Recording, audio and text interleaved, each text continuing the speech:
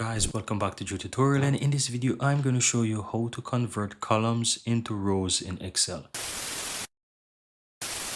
So all you have to do is just simply highlight the entire columns here that you want to convert into rows. Then go ahead and press Ctrl C to copy, right?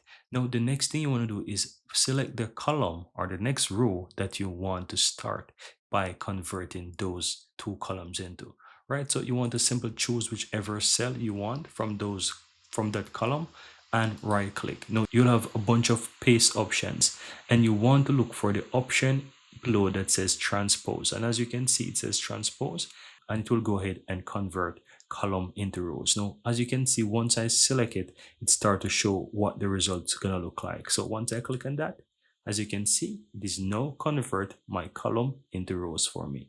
And that's how easy it is, guys, to convert column into rows by utilizing the transpose paste option in Excel. Very easy and very simple. Here you have it, guys. I really hope you found value within this video, and if you do, don't forget to take a moment to give this video a like and hit that subscribe button so that you'll never miss out when I release future videos just like this one. Thank you guys for watching, and see you next time.